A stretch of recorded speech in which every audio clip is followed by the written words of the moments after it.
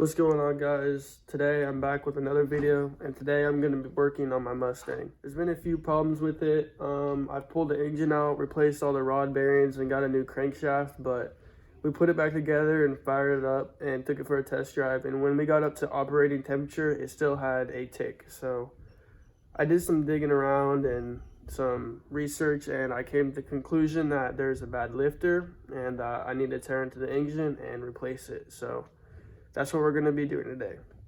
All right, guys, so I'm out of my grandparents.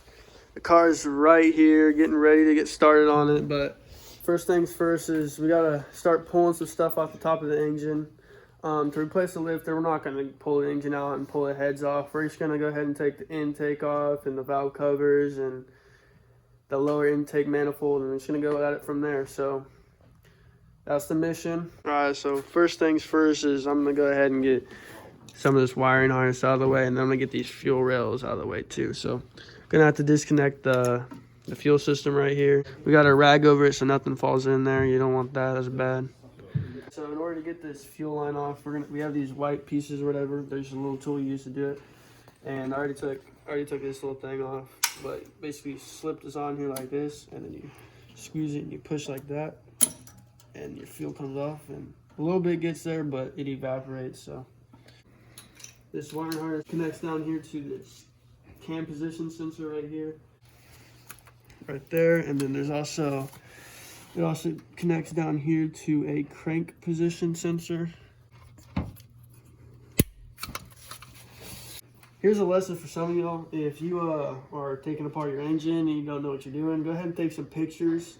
This is like my 20th time doing this already, because I've had problems with this for the last half a year, ever since I got it. So I kind of know where everything goes, like the back of my hand. So I'm just gonna go ahead and unplug these injectors. Here. Get this one unplugged.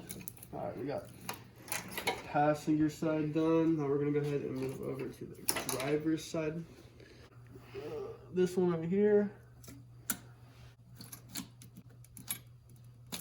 Unplug that one, and unplug that one. We got a nut right here, a nut right here, a nut down here, and one right there. Before we pull these injectors and the fuel out, we're gonna go ahead and spray some of the gunk away so it don't fall on the engine and create more problems. Better be safe than sorry. So we got some wood on here so this rag don't work. As you guys see, there's all this dirt and crap in there. You do not want to get that in the engine. That will quickly mess some things up. So we're gonna go ahead and pull this off now. Not that part. We need Hercules. Alright, so you got that out. I'm draining the coolant so I can get this upper radiator hose off and pull off the EGR valve so we can get it off this lower intake manifold, because that's the next step. And then I'm gonna pull this pipe off so we can get the EGR valve off. And then we should be good to go to unbolt the lower intake manifold.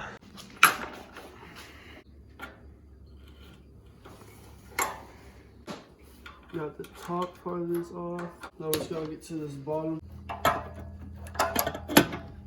Alright guys, so we got the EGR valve off, but right now we're gonna head and loosening this lower intake manifold so we can go ahead and get it off. And then under there we should be able to look at the push rods and the lifters to figure out what's going on.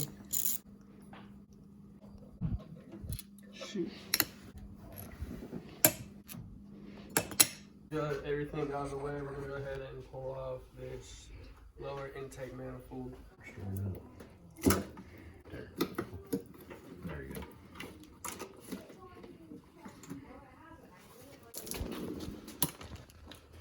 Go ahead and taking off the valve cover. Just gonna go ahead and loosen all these rocker arms, and then we're gonna go ahead and pull out the push rods. We're gonna go ahead and take off this little cover. We got all the push rods out, and the lifter should be right under there. About now, this is what the motor's looking like. This is the V6.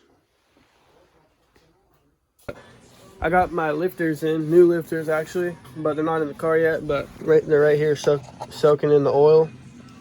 You know, so they're all lubricated, good to go. So here, we got the old lifters sitting in there. We're gonna go ahead and pull those puppies out and switch the new ones in. So hopefully this helps fix the tick on this car. Hopefully this is what was ticking. We're just gonna go ahead and replace all of them since we don't know which one's actually messed up. So it's the right thing to do. All right, what's going on, guys? It's the next day. We're just at the car wash right now to go ahead and clean my lower intake manifold. It's a little crusty and got some grime inside it, so we're just gonna clean it off, make it look pretty, and put it back on there. Maybe it'll help the engine breathe a little bit.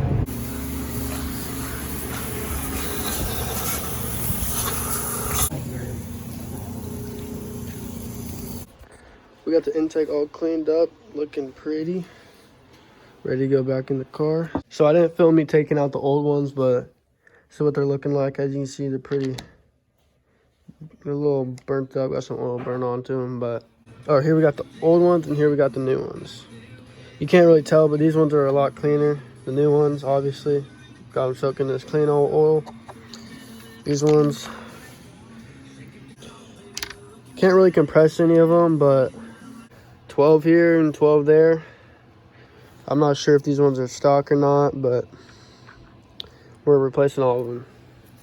Alrighty, folks, we got the lifters in and we got these retainers in. So next step is put the push rods in and tighten everything down to torque spec. So alrighty, folks, so we're gonna go ahead and loosen these rocker arm bolts to get them torqued down. We don't know how tight they are. Last night we just torqued them down to crank it over with the starter to see which rocker arms are good and which ones are not, and they're all fine and there's no noises or anything wrong. So we're gonna go ahead and loosen them so we can torque them down to spec.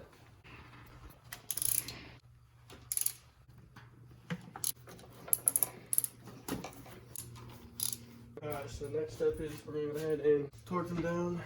It calls for 44 foot-pounds. And the torque wrench, we gotta set these to 3.7 foot-pounds because it calls for 44 inch-pounds, and if you divide that by 12, it equals 3.66666667.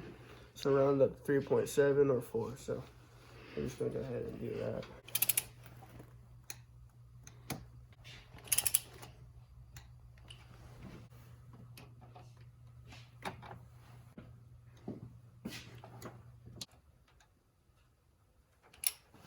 Alright, we got the first step. We're going to go ahead and switch it to the second torque setting. Guys, so the next one is 19 to 25. We're going to go with 24. We don't want to go maxed out, you know, so.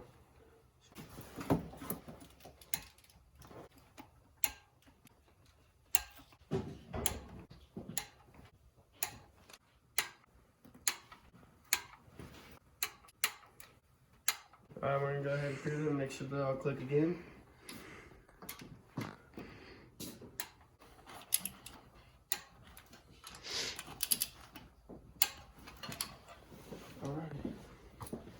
Go ahead and crank it. We're gonna pull out the fuel pump used so it doesn't squirt fuel everywhere. We're gonna go ahead and crank it to see if everything's still good.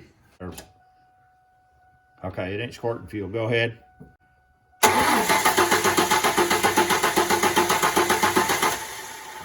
Alright guys, so we're gonna go ahead and suck everything bad on the top here just to make sure we don't break anything with dirt and stuff. So we got this cool little homemade attachment that will fit inside the injector holes and stuff like that to get every little thing out.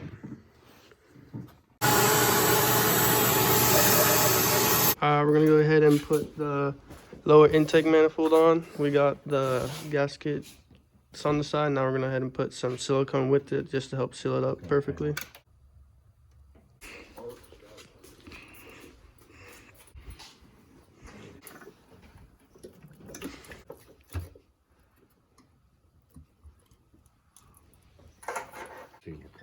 Yeah, we got some sealers so this doesn't leak.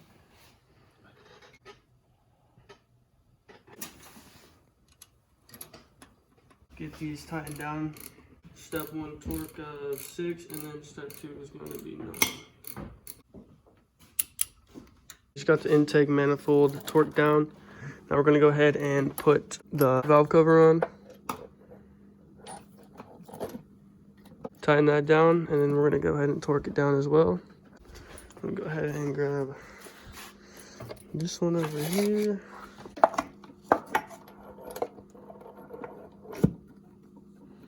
Like a glove. Alrighty folks, so we got the valve covers on. We just went ahead and put this coolant pump thing for the heater core back on. Now we just got to put on the EGR valve, the fuel rail and the injectors, and then attach the wiring harness, and then put the EGR pipe back on, connect the fuel line back up, and put the upper intake manifold on, and then the cold air intake, and then we should pretty much be there.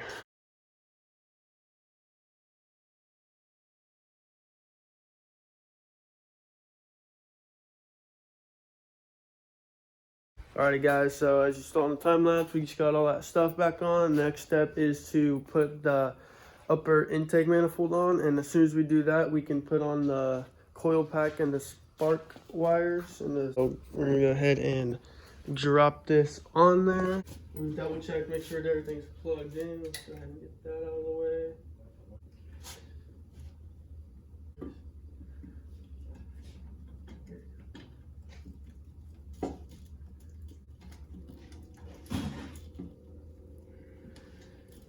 Alright, so we got that on. We're going to go ahead and drop in all of the bolts.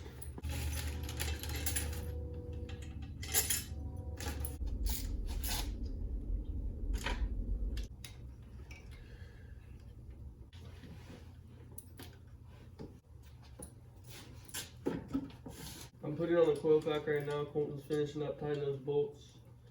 After this, we're going to go ahead and plug these spark plug wires in and make sure they're in the right order. And then we got the intake and then coolant. It's a little problem with the battery here on the negative terminal, where this ground cable connects to it. It likes to come out because it's not as big, and we're gonna fold it, but that's too big. So instead, we're just gonna go ahead and flatten this piece down so it holds it in better. So Colin's gonna go ahead and hammer away at that puppy. We'll see how well it works. Go ahead and get this air intake on.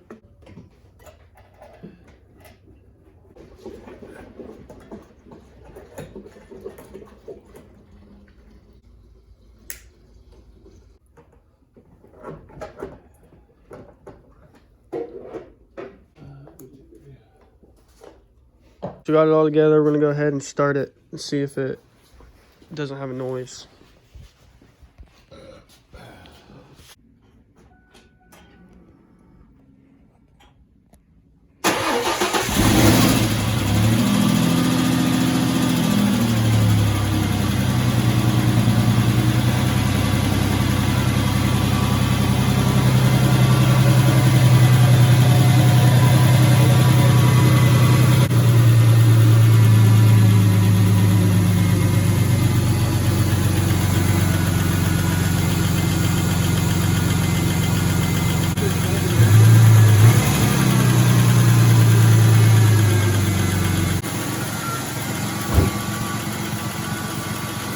So after some letting the engine idle, we discovered that the ticking isn't from the lifters because we replaced them all.